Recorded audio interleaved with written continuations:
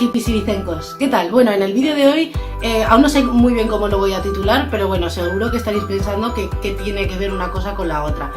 Me acuerdo yo de un monólogo que vi de Dani Rovira que explicaba que tiene que ver el tocino con la velocidad y luego seguir en aumento. Pues este vídeo es más o menos un poco así. Yo creo que todo, absolutamente todo en la vida, todo tiene que ver, todo tiene cierta relación, todo tiene relación. No hay gente que os dice muchas veces, ¿qué tendrá que ver el tocino con la velocidad? Pues tiene que ver, porque tú te hartas de tocino, te pones muy gordo y a la hora de afrontar una cuesta arriba, pues la afronta con menos velocidad. Esto no lo he descubierto yo. Bueno, el caso es que lo que tiene que ver todo esto es que en historia existe el efecto mariposa. Toda acción en la vida tiene una reacción. Si tiras un vaso de agua se va a caer al suelo y algo se va a mojar. Si ves el final de Avengers Infinity War, cuando se muere Spider-Man vas a llorar. Toda acción tiene su reacción. Y en historia pasa exactamente lo mismo. Todo lo que ha pasado es causa o consecuencia de otro hecho histórico. Pero cuando hablamos de este efecto mariposa en historia y sobre todo en política, tiene mucho que ver con el hecho de que cuando hay una acción desde los de arriba, hay una reacción en los de abajo y viceversa. Por ejemplo, cuando el pueblo se empezó a rebelar en la Revolución Francesa, lo que hizo fue destituir a la monarquía francesa. Un movimiento desde los de abajo tuvo una reacción arriba y viceversa. Si por ejemplo hablamos de la gestión de los gobiernos españoles anteriores al 15M, ¿qué tuvo eso como reacción? El 15M, o en general cualquier política con la que el pueblo no ha estado de acuerdo ha tenido una reacción. Es por todo esto y porque la filosofía no es solo metafísica que hoy vamos a hablar de por qué si hay tanta fiesta a día de hoy en Ibiza es gracias a la Guerra Fría. Entonces, ¿qué fue la Guerra Fría? Bueno, os presento a mi juego de mesa favorito, por cierto, Twilight Struggle, muy bueno. Esto para probar un examen sobre la Guerra Fría va perfecto, ya os hablaré de él en otro vídeo. El caso es que la Guerra Fría fue un conflicto que fue de 1945, con el fin de la Segunda Guerra Mundial, a 1989, con la caída del muro de Berlín. Aunque hay historiadores que no se ponen de acuerdo en las fechas, hay algunos que dicen que en realidad la Guerra Fría empezó en el 47 y otros que sitúan el final en otros años, pero bueno, eso es lo de menos. Lo que nos interesa hoy es explicar que la Guerra Fría fue un conflicto entre dos grandes ideologías, entre dos grandes potencias, que era la ideología comunista frente a la ideología capitalista.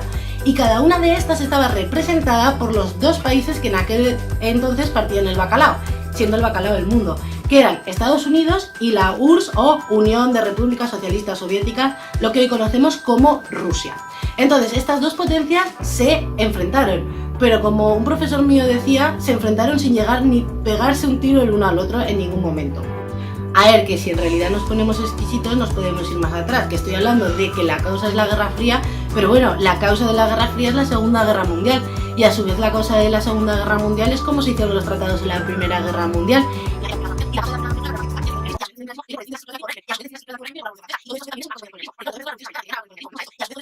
Hasta que no había nada, al principio había una papilla y antes de la papilla pues nada, pues ríos de lava. ¿Por qué? Porque se formó el planeta y antes de eso las estrellas y al final todo así hasta que llegamos a la teoría del Big Bang.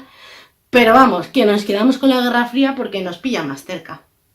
Bueno, para aquellos que no conozcáis muy bien lo que pasó en la Guerra Fría, os estaréis preguntando ¿cómo se puede llevar una guerra si no hubo batallas? A ver, sí que las hubo, vamos por partes. La Guerra Fría se luchó de varias maneras. Una fue el espionaje, la otra fue mediante movimientos diplomáticos a través de todo el mundo. Pero las dos formas más conocidas son la carrera espacial, es decir, a ver cuál de los dos países llegaba primero a la Luna. Spoiler alert, fue Estados Unidos. Y por otro lado las guerras subsidiarias, que son como una especie de subcontratas de las guerras. Vale, nos vamos a centrar hoy en estas, en las guerras subsidiarias. Una guerra subsidiaria es básicamente como cuando tú hay con uno que te llevas mal pero nunca peleas, pero resulta que un día vuestros amigos se pelean entre sí, pues ahí que vas tú a la pelea. No lo hagáis nunca, pero es eso. Básicamente, en vez de enfrentarse los unos contra los otros, lo que hacían era apoyar bien militarmente, bien con financiación o bien con armamento a los países que fueran más ideológicamente próximos a él, o intentaban hacer que los países se aproximasen a ellos. Básicamente los utilizaban, así hablando en plata. ¿Cuáles fueron algunas de las guerras subsidiarias estas más importantes? Bueno, pues os lo digo con las cartas del Twilight Struggle. La guerra indo-pakistaní, la guerra de Corea también, la guerra de Irán e Irak y por último la guerra árabe-israelí, ¿vale? Estas son pues así como las más importantes, junto con otra que es la que vamos a hablar hoy, que es la guerra de Vietnam. Bueno, sobre la guerra de Vietnam seguro que habéis oído hablar alguna vez porque ha sido 1000 veces retratada en la cultura pop, en películas. Good morning, Vietnam! que ya haré un vídeo sobre esto porque me parece súper interesante que sea una guerra tan retratada. Y por supuesto, tanto sobre la guerra de Vietnam como sobre la Guerra Fría os dejaré en la descripción enlaces a vídeos que encuentro interesantes donde os podéis informar más. El caso es que, con todo esto, solo por contaros algunas pinceladas por encima, la Guerra de Vietnam, como curiosidades, Estados Unidos perdió, duró de los años 1955 a 1975, también fue llamada la Segunda Guerra de Indochina y se utilizaron técnicas nuevas en la guerra como puede ser el caso del napalm. Y sí, era en aquella en la que Forrest Gump decía que Charlie estaba por todas partes. Bueno, y ahora os estaréis preguntando, ¿qué tiene que ver todo esto con Ibiza, Cinta? Bueno, un momento de paciencia que ya llegamos, que el rollo meteros el rollo americano tiene un porqué.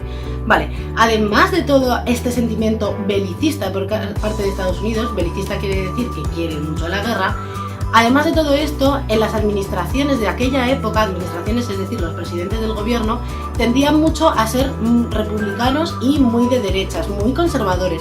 De hecho, pensar en América en los años 50, ¿qué pensáis? En la típica imagen de la esposa perfecta que está en casa con los hijos, toda esa sociedad americana, ¿no?, que se fraguó en aquella época. Porque además los políticos, como una reacción al comunismo, aún se volvían más conservadores.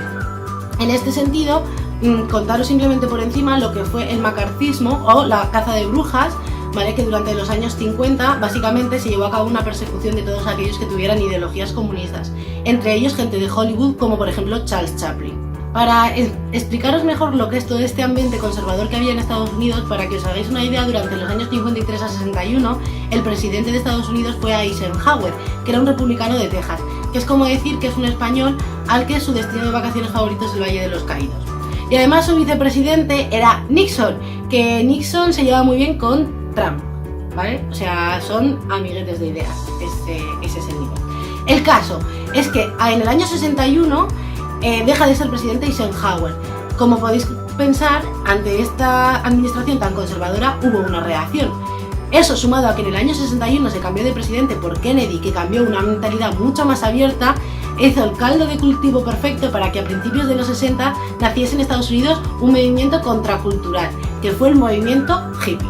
Vale, la imagen que tenemos a día de hoy de los hippies es gente que practica el amor libre, con el pelo largo, poco trabajadores y que fuman porros. Vamos a hablar las cosas como son. Pero lo cierto es que cuando se creó el movimiento hippie no era así para nada. Era un movimiento político y bastante activo. Eran antibelicistas, es decir, nacieron sobre todo como una reacción a la guerra de Vietnam, donde morían muchísimos soldados y muchos venían sumamente traumatizados. Y como una reacción a todo este clima conservador que había en Estados Unidos y a la guerra de Vietnam, fue como nació el movimiento hippie. Por supuesto que estaban con todas las cosas de paz, amor, consumían drogas, por ejemplo el LSD, pero sí que es cierto que en un primer momento era un movimiento político muy activo y además hicieron Woodstock. ¿Qué más le puedes pedir a un movimiento? Nada. Las ideas del movimiento hippie se propagaron por todo el mundo, aunque tuvieran su núcleo en Estados Unidos. Y como suele pasar con todos los movimientos contraculturales, especialmente liderados por gente joven, cómo se propagan a través de la universidad, de la gente, de los intelectuales, que se suele llamar. Y en España, ¿dónde encontró su calvo de cultivo y su refugio perfecto el movimiento hippie? Os dije que íbamos a llegar aquí. Exactamente, a Ibiza. Vale, a ver. No solo gracias al movimiento hippie Ibiza es hoy la cuna de la fiesta que es, ¿vale?